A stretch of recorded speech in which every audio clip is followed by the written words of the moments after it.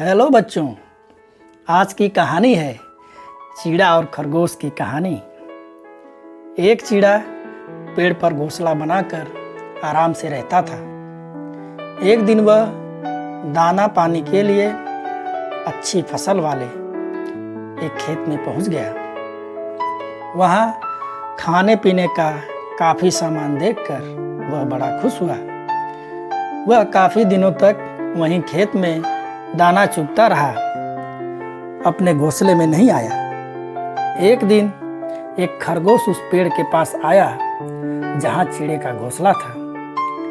पेड़ ऊंचा नहीं होने के कारण खरगोश उस पेड़ पर आसानी से घोंसले के पास पहुंच गया। खरगोश ने देखा घोंसला खाली पड़ा है। घोंसला इतना बड़ा था कि खरगोश उसमें आराम से रह सकता था। कुछ दिनों बाद वह चिड़ा दाना पानी खा पीकर मोटा ताजा बनकर अपने घोंसले पर वापस लौटा। उसने देखा कि घोंसले में खरगोश आराम से बैठा हुआ है। उसे बड़ा गुस्सा आया। उसने खरगोश से कहा, बदमाश कहीं के मैं नहीं था तो मेरे घर में घुस गए हो। यह घर मेरा है, तुम निकलो यहाँ से। खरगोश बोला, कहाँ का तुम्हारा घर? कौन सा तुम्हारा घर? यह घर तो अब मेरा है। अरे कुआं, तालाब या पेड़ को एक बार छोड़कर कोई जाता है तो वह अपना हक भी गंवा देता है। खरगोश की बात सुनकर चिड़ा कहने लगा, ऐसे बहस करने से कुछ हासिल होने वाला नहीं। चलो किसी समझदार और बुद्धिमान के पास चलते हैं। वह जिसके हक में फैसला सुनाएगा उसे यह घर मिल जाएगा। उन्हें पेड़ से थोड़ी दूर पर धूर्त बिलाव एक पुस्तक पढ़ता नजर आया।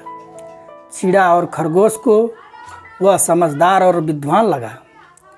चिड़ा और खरगोश उस बिलाव के पास गए और उन्होंने अपनी समस्या बताई।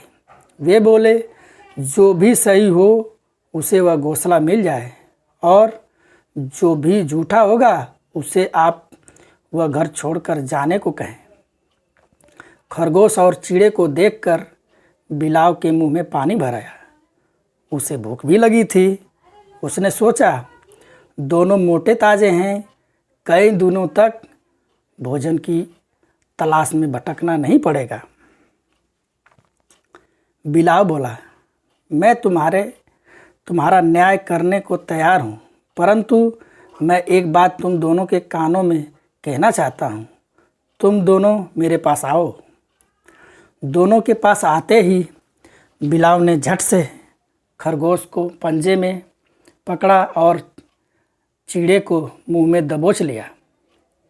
बिलाव ने दोनों का काम तमाम कर दिया। दोनों अपनी मूर्खता से अपनी जान गंवा बैठे।